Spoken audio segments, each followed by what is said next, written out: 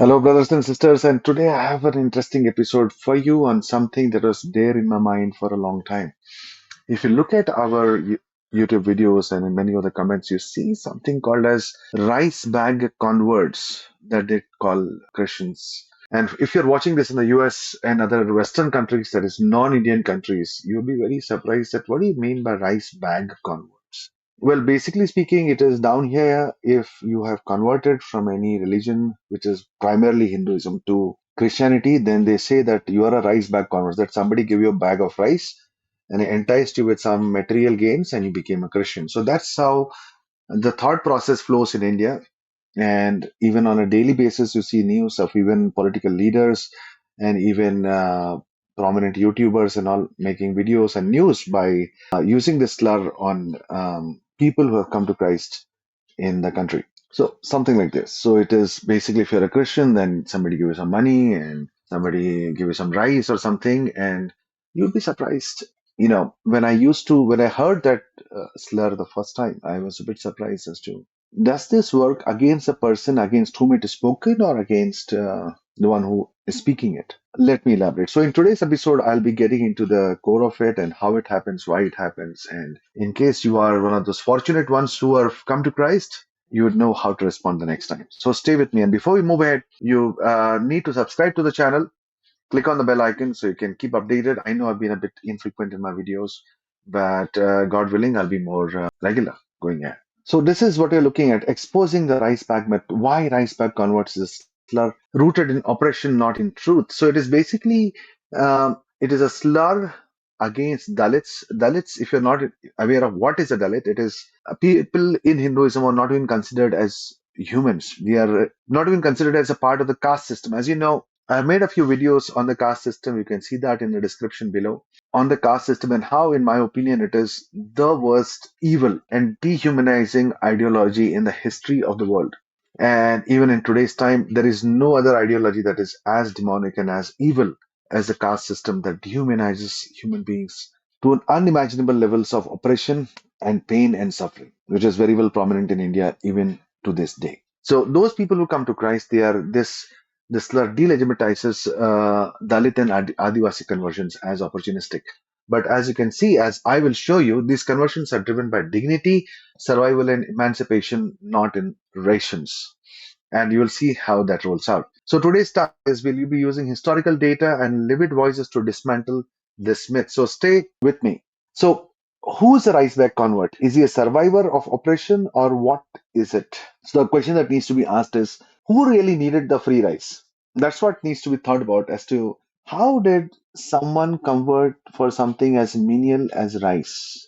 And what was going on? That's a question that you need to ask. What was going on that somebody could give up his religion for rice or some small thing like that? Because think about it. I used to think about it when I first came to Christ as to you cannot even convince somebody to give up something as horrible as smoking or drinking or even drugs based on whatever conviction and convincing that you can do. Then how can somebody give up an entire culture and background and sociological understandings in the way that these people are making it out to be? So what is the reason? So and why are these people against it? So if somebody is getting converted for rice, so that means that they are deprived of something as basic as rice.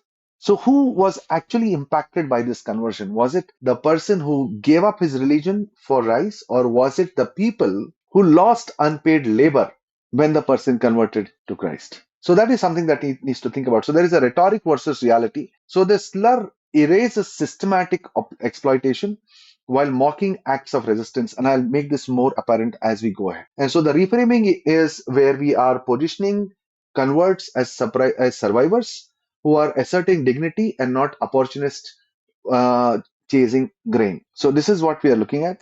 So what is a rice bag convert? It's a caste itself with deep social consequences. So this label dismisses um, Dalit and Adivasi conversions as driven by handouts. It delegitimizes, portrays conversions as opportunism, and erases structural oppression.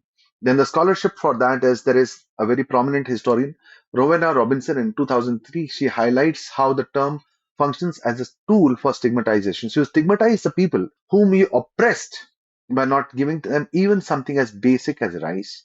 And when these people leave your religion, leave your ideology behind. Then you tell them, oh, you converted for rice. Why didn't you give it to them in the first place? Why were you oppressing them in the first place that they had to leave your religion for something as basic as rice? So from missionaries to memes, that's what we see. So the relief work that was done by Christians was turned into propaganda. In India, the population of Christians across the decades has remained consistent from 1.5 to 2%, and that's about it. But like 20% of the relief work or the social work in India is done by Christians. So if this was meant for benefit purposes, India should have become a Christian nation by now, but that's not the case. So whatever relief work was done by the missionaries in the name of Christ for feeding the hungry, giving food to the poor, giving water to the thirsty, giving aid to the one who is sick and needs some support, that was turned into propaganda, and I'll show that how. So, relief and education, missionaries provided food, schools, and healthcare to marginalized groups. Even to this day, if you just shut down the missionary schools in India, even this date, which is December 23rd, I'm recording this video, 2025, if we shut down all the missionary and the Christian schools in the country, shut down all the private schools, which are charging lakhs and lakhs of rupees for education, the entire education system in India will collapse because there is nothing that is done by the government. So all the affordable education is being provided by missionary schools and colleges, and all the money making thing is done by the private schools. So if you remove these two, there is nothing left. And whatever the missionaries are doing, and the Jesuit schools and the Christian schools are being done, that is being branded as conversion rackets. So the propaganda is colonial and caste elites reframed these acts as bribery for conversion. And the legacy, this insult survives even today and recycled as social media memes that you see very prominent on Instagram. And so we have a system where hunger is weaponized. Famines, exclusion, and survival is there at the tip of the spear. And so we have, during the times of the British colonial freedoms, like the late 19th century famines that killed millions, the relief came only from the missionaries. Only from the missionaries. There was caste exclusion. Even in this massive famine where millions died, Dalits were not allowed access to wells, temples, and grain stores. Then survival and not recruitment. That's what we see. That accepting food was a necessity and not a transaction. So if you're very hungry, and your own people are depriving you of something as basic as water and food, you will accept food from anywhere. Like we have instances of people are even boiling sand and eating, even in boiling barks of tree and eating. So if somebody is giving you dignity, somebody is treating you as a human being, why will you not take it? So those people who are not giving it are now crying foul by saying that, oh, these people are giving food, those people are then going to Christ, and those are ice pack converts. So why didn't you help them in the first place? And these are a few. This is this year news clips, and there are like hundreds of them more. So there is a Dalit family assaulted for entering a temple. So typically, a Dalit and a Shudra, these are not really Hindus.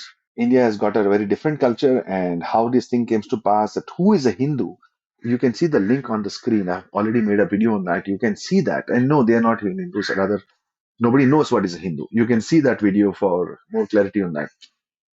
And you can see Dalit men beaten over temple entry because they're not even considered as human beings. So Dalit elder assaulted for entering a temple in North India. So there are like endless, endless such examples. And then we see the great esteemed Baba Sahib Ambedkar, a really venerable gentleman, uh, a man ahead of his times, even in the 1950s, and even today, 75 years down the line, he's still ahead of the time. And in 1956, he had led a massive revolt against Hindus, and millions converted to Buddhism. So, what did Ambedkar convert for biryani or something? What? How many bags of rice was given by Ambedkar to the Dalits? Nothing. Those people rejected Hinduism for the wretched ideology of casteism and stigmatization, living not even as animals. They were treated worse than animals. So Ambedkar's resolved a public rejection of caste Hindu indignities, and there is conversion as protest adoption in Buddhism in the famous 1956 mass conversion. And then this was a symbol of dignity, where statement encapsulates the search for respect over ritual. That is what is required. Respect and dignity at the core of human survival. And so this is what you see, in a sense, this is what you see, that a bag of rice is basically more considered as more weightier and more uh, heavier than even the entire religious system of Hindutva. So, as a thought, if people leave your religion for a bag of rice, so sometimes, if you are asking somebody that if they are rice bag converts, if you are the one who's putting the slurs online that you are a rice bag convert and you are calling people as rice bag converts, you should think about it that if people leave your religion for a bag of rice, then your religion was not even worth to be a part to begin with. And if you really need a solution to that, simply give them two bags of rice. But would you do that to the marginalized, to the poor, to the hungry? You will not do that because you are more interested in oppressing those people and getting free unpaid labor. So conversion was more like a protest against the casteism mentalities and the casteism practices prevalent in India, and not just in India, wherever Brahminism goes. I will not even call it as Hinduism. Wherever Brahminism goes, and you see that happening even in the West, there they have this. The casteism goes with them. The caste mentality goes with them. And then if you say anything to them, it will always be like they will be showing, they'll be playing the victim's card. That's what you get to see. So escape from the caste conversion was an act of resistance against systematic untouchability.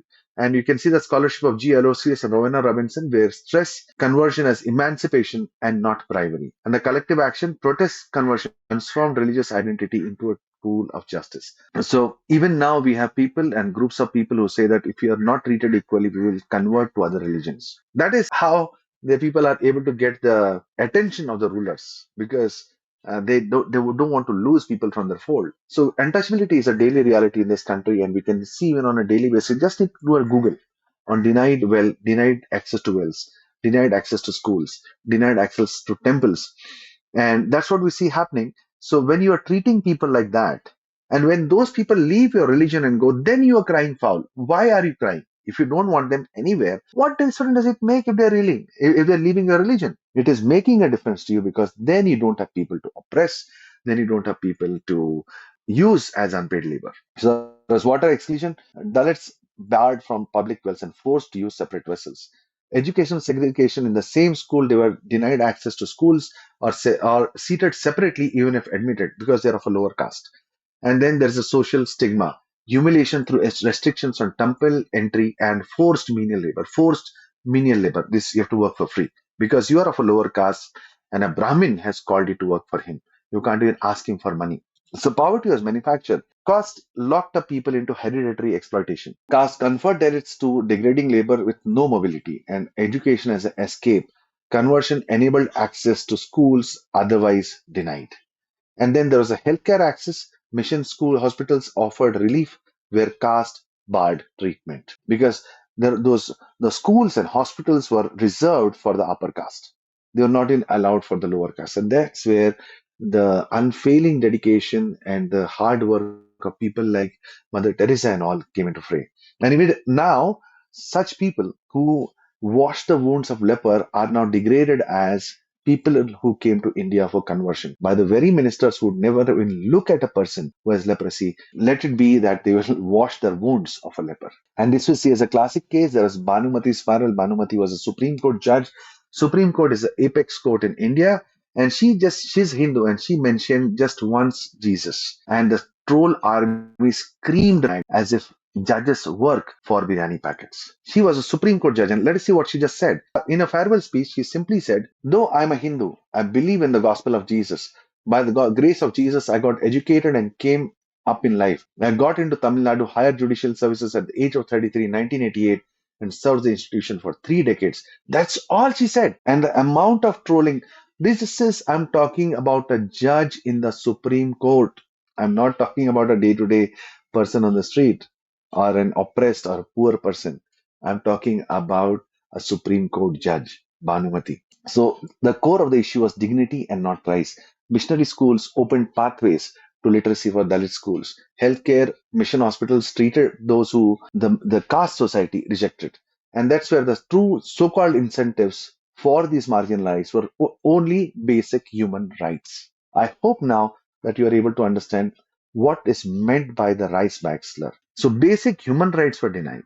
And now those people are raising a slur on the people who converted because now they don't have people to oppress. Now, poverty among the Dalits, the data disproves the rice windfall myth. There is persistent poverty. At this time, Dalit Christians remain among the poorest groups in India. There is absolutely no windfall. Conversion did not erase structural social economic exclusion. There was no money bags that's being thrown at them. The only change that happened was a change of the heart and their inclusion into the kingdom of God. And the statistical evidence, NSSO surveys show high poverty rates despite conversion. So this whole thing that money was thrown in them, rice was thrown in them, that was totally wrong. Like, I'm a convert to Christ. Nobody gave me anything. Anything means anything. What all I have is on date is what is given to me by the grace of God. I'm a convert. And so conversion motivation data reveals dignity, not rice as a driver. And look at this. 70% cite freedom from untouchability as the main reason. 70%. 20% sought access to schools and hospitals denied by caste. 8% cited intercommunity marriage and social mobility. Only 2% attributed to material incentives. So yes, there could be some stray cases here and there. And again, I don't know what is meant by this material incentives. And maybe they came to Christ and then people started helping them more. That's very obvious. I will first be looking at helping people from my own fold before helping the community at large. Anybody would do that. If you have a bowl of food and your own brother and sister is hungry, whom would you feed first? Would you feed your own brother and sister, or would you go outside and feed outsiders? Of course, you'd feed your own brothers and sisters first, which is normal. That's how families work. That's how societies work. So maybe they came to Christ and they saw that, okay, people are getting support in their bad times. So they came to Christ and people started helping them. Then they stayed in Christ because the support was much more than just some food. That's possible. But the support would have come even regardless of somebody coming to Christ or not, because at this time, as I said, most of the colleges and schools in India are the top-notch colleges are Christian colleges, as I will show you. And also we see there's a sharp trend of anti-Christian violence. You can see that again and again and again. Churches destroyed, cross desecrated, funerals overturned across the country. And there is literally no pushback from the government because these are government people. Like just today, you can see on the screen a BJP politician assaulting a blind female because she is a Christian in a shelter, that too not on the street. This BJP minister went into the shelter and assaulted a blind female, as you can see on the screen, because she is a Christian, and said Christian is not allowed to be a Christian in India. You can see.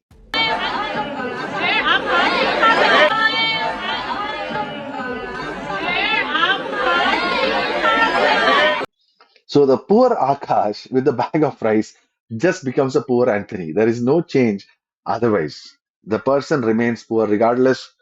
By the grace of God, they might become better because now they have access to better health care, better education, which is at the core of human survival.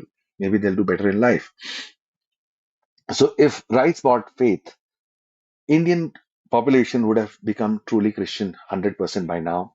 Historical data is been that a Christian population share has remained the same small and stable, which is around 2%.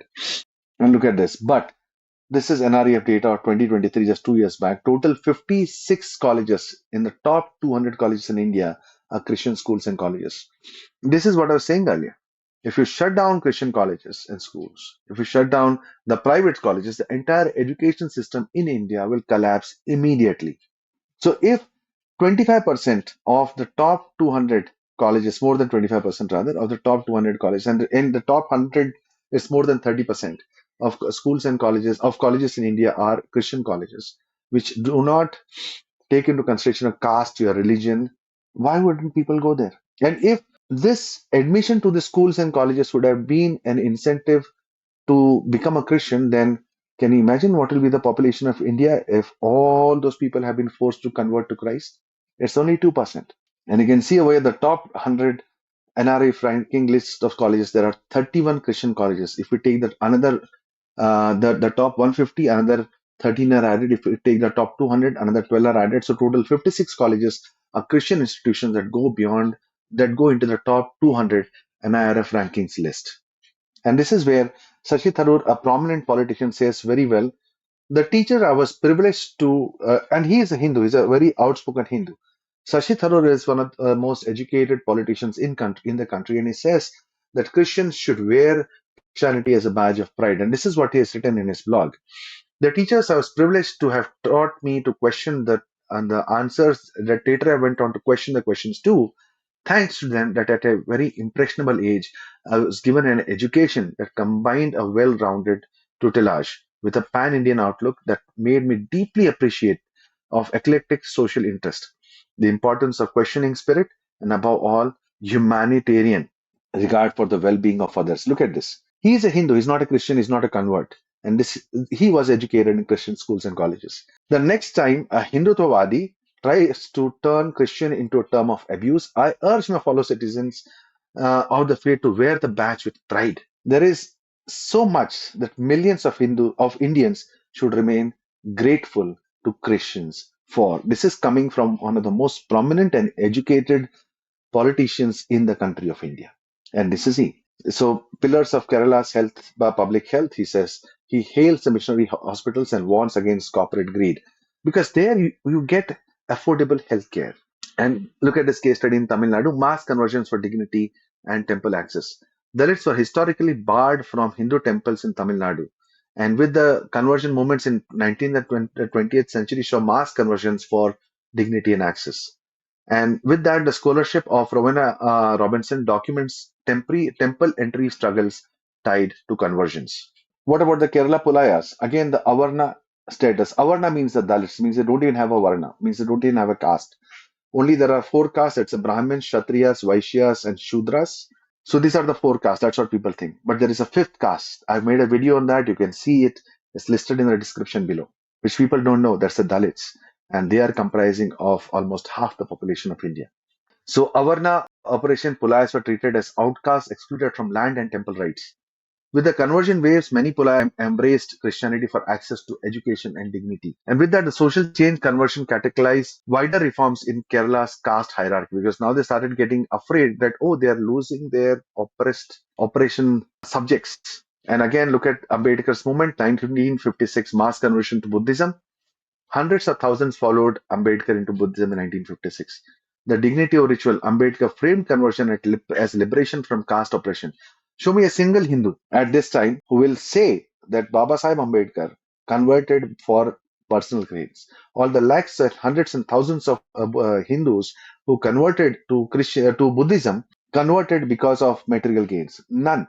Then how is somebody saying that somebody converts to Christian is a rice bag convert? People are the same. How come at that time when poverty was so much high than today, people left Hinduism, walked away from it, and even today they embrace other religions? Why are they doing it? Is it only for rice? So the Nagpur event reshaped Dalit politics and religious identity. And so we see the hypocrisy of the elites. Don't leave, but don't ask for equality. That's the basic tagline. So you'll not get even basic human dignity, but please don't leave. You can't leave. If you do, you'll be stigmatized and will mock and ridicule you. So that's what it is. So elites blocked reform while demanding loyalty.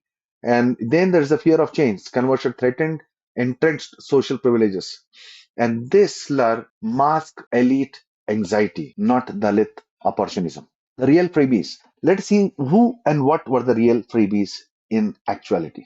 So land and privilege hoarded by upper caste. So they were the ones who would be having access to most of the wealth, land and other privileges. So land ownership, upper caste enjoyed for centuries of near monopoly on agricultural land. And then, of course, all the temples and economic privileges were again in the elite hands. It could be the Banyas, or it could be the Kshatriyas, or it could be the Brahmins. Primarily the Brahmins. Temples being Brahmins, nobody else. And so the contrast, these systematic freebies dwarfed accusations of rice handouts. So actually, who was the one who was getting the benefits? Was it the Dalits or was it this Brahmins? That's the question that needs to be asked. So blame the oppressed, but not the oppression. That became the tagline after that. That was the propaganda. So blame the oppressed. Blame the people who convert just for basic human dignity, but not question the oppression that forced them to leave and look for dignity in other areas.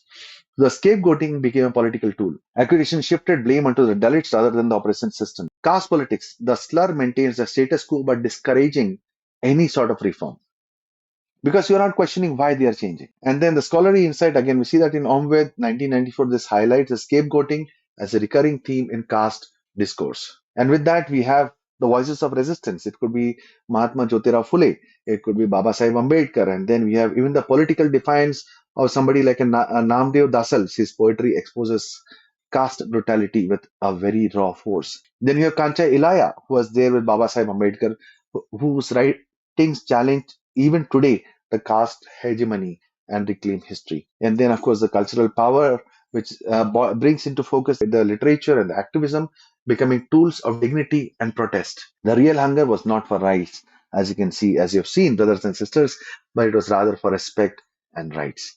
It was not for rights. So, rights are over rations, education, and opportunity, and emotional truth. That was the whole agenda all about. It was never about the rice.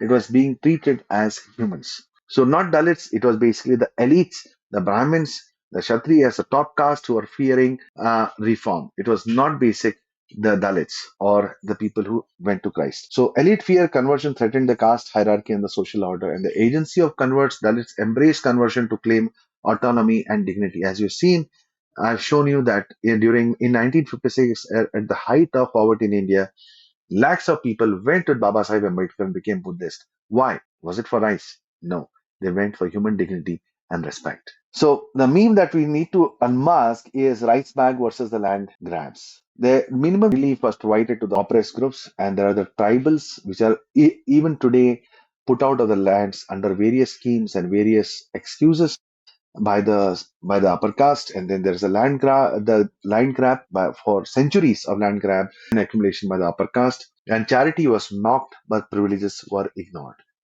So brothers and sisters, I hope this made sense to you, and the way people against all odds are coming to Christ, that's just by the grace of God. So keep them in your prayers, and Merry Christmas in advance. Take care and God bless you.